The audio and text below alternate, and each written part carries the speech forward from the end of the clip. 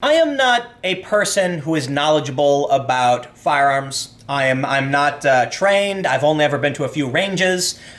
I'm not, look, I recently went to a police academy for some lessons, and for the most part, I did pretty poorly. No, it wasn't bad. I was able to hit the target. I know what I'm doing, but I'm not good.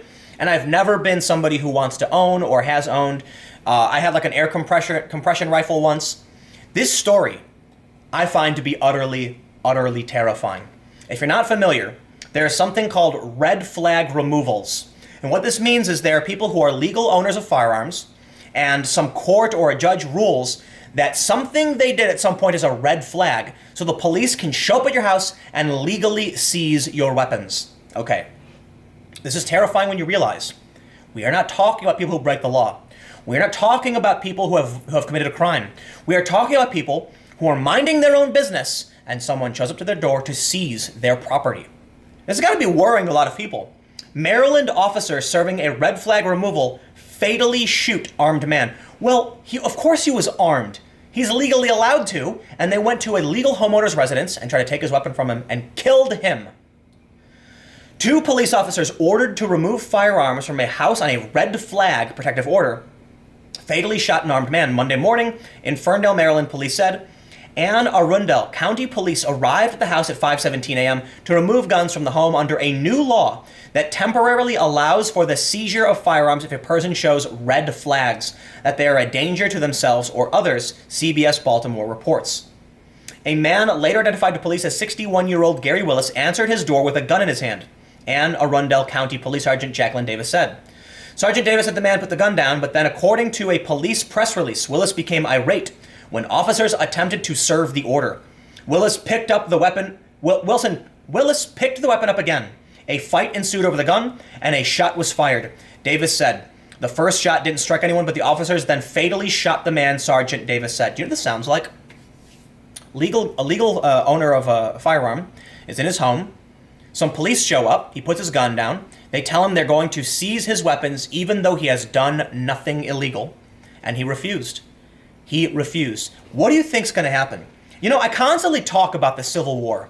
How I think it's look, I hate to be alarmist. I don't think we're going to see big armed factions. I'm saying that we're headed in this direction. And at some point, it's got to become apparent to people.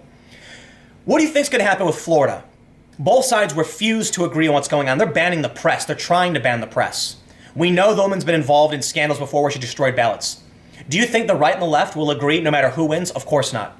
What do you think happens then when the government shows up to seize legal property from the firearms owners and they kill them? I think this guy refused to give it up. Now, look, all I can say is, under the law, if the police show up, you got to do it. You have to do it. They say it's temporary, and it might be a huge problem, but I think we're going to see this gradual seizing. It's what it's going to be. They're going to slowly come and start taking weapons from people. They have the law to do it now. Right? And I don't know what else to say other than what choice do you have? They killed this guy. I feel like this guy probably didn't want to give it up, and he said, hell no. No way, you're not taking my property. You have no right to do it. And they tried, and they killed him for it. What happens then when we enter the Civil War territory, where these things are happening, and people say, no, I will not hand it over, as, I don't remember the guy, he said, pry it from my cold dead hands. Neither of the officers were injured. Their names weren't released. It wasn't clear why the red flag order was issued. A spokeswoman for the Maryland judiciary denied a request from the Baltimore Sun to release protection order requests associated with the home, citing the law which states the orders are confidential unless a court rules otherwise. Michelle Willis, the man's niece, told the Baltimore Sun that one of her aunts requested the protective order against Willis, but she declined to say why. It's possible he was a bad dude, for sure. Let's not act like this is the government being evil and trying to seize the legal property of individuals.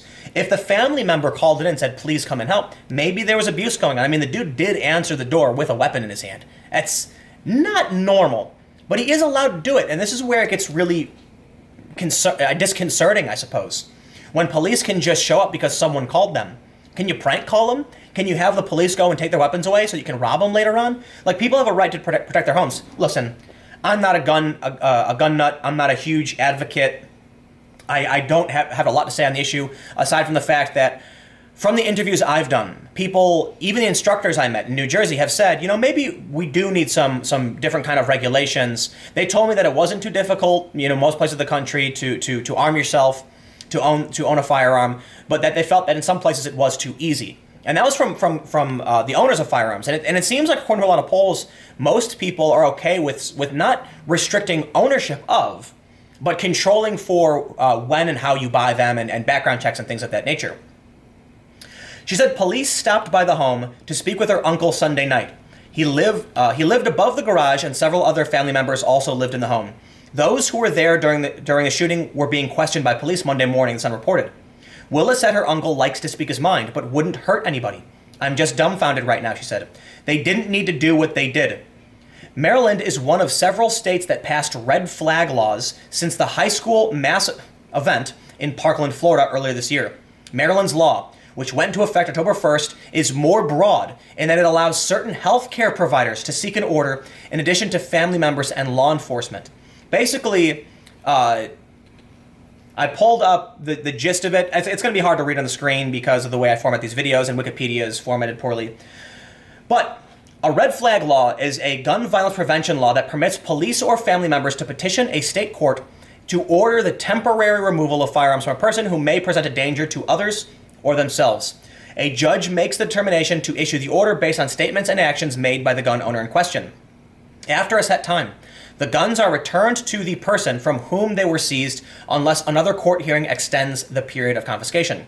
Such orders are known as extreme risk protection orders. In Oregon, Washington, Maryland, and Vermont as risk protection orders, in Florida as gun violence restraining orders, in California as risk warrants, in Connecticut, and as proceedings for the seizure and retention of a firearm in Indiana. And we have an image. So this actually goes back a couple decades, it looks like, but we have an image of states that have them. You can see most don't. But Illinois and Indiana are extremely strict, probably because of all the gang violence that persists. But they say the history is, in 1999, Connecticut was the first to enact a red flag law following a rampage at the Connecticut lottery. It was followed by Indiana, then California. So Indiana was 2005, California was 2014, then Washington, and then Oregon. California was the first state to pass a red flag law allowing family members to petition courts to take weapons from persons deemed a threat, after Elliot Rodger committed the event in Isla Vista, California. What's really fascinating to me is that most of the time these seem to be reactions to high-profile events, and it's kind of worrying that, like, yes, there are a lot of incidents of mass shootings, absolutely, but for the most part, crime, violent crime, homicide, it's all way down. It's all way down. But you have these high-profile incidents, and then all of a sudden people call for laws, and the laws do get passed. People forget a few months later, and then another event happens, and then more laws get passed. We're just inching our way towards this situation. So look, I grew up in a city. I grew up in Chicago, and I've had someone fire on me before, randomly. That's Chicago. And I've always been in favor of some kind of regulation or restriction. I lean more towards we can do something, we can do better. We can always do better. And less laissez-faire, everybody just go and buy whatever you want. I think most people agree that for weapons, be it self-defense or hunting or otherwise, there should be some kind of control for background checks and things of that nature. You can't just go and get one because there are mental health issues, right? But what ends up happening is, look, when the government shows up to your house and says, time to give up your property, that is what's really, truly terrifying. The idea that the government can come and just seize something from you, especially when it's your personal protection, it's your legal right to own, then, yeah, it's kind of crazy. They have a section on Wikipedia for support and opposition. They say, an April 2018 poll found that 85% of registered voters support laws that would allow the police to take guns away from people who have been found by a judge to be a danger to themselves or others. 71% strongly supported, while 14% somewhat supported. State-level polling in Colorado and Michigan has shown similar levels of support. But I think it says Democrats and some Republicans are receptive to the law. The challenge for me is abuse of the law. What do you think happens then when the government just decides you personally are a problem? A lot of people don't seem to realize, because news tends to be focused on big cities, that there is corruption in smaller cities. There are people who are falsely prosecuted by corrupt police departments, and it tends to be local areas where everything's a bit more tight-knit. What happens then when someone lies makes false accusations about you, and they come and seize your property. Look, here's my opinion. If a cop comes to your door and says, hand it over, you have to do it. You have to do it. And I know there's going to be a ton of people in the comments saying never, cold dead hands and all that stuff. But we're not at the point so far where you can't get your property back, okay? And it sounds like they're saying that it will be returned to you. This guy who died is an extreme example, but it is terrifying because we shouldn't allow for this stuff to happen, and there needs to be accountability for what happened. But of course, the police are going to say, hey, look, we are here on a legal order from the courts, and the guy had a weapon. Who's going to get in trouble? Nobody. Think about what that means. Regardless of what the law is, if someone shows up to your house armed and says, hand over your property, and you have to do it, we're heading towards, in my opinion, a dangerous level of authoritarianism in this country. And I can only imagine that people who own firearms are going to refuse. And these laws will only result in more tragedies. But you know what? The only thing I can advise is always obey the law. If people vote for it, that's the way things go. For good or bad, seriously. If you want to change it, you got to vote, you got to get out there, you got to make the change.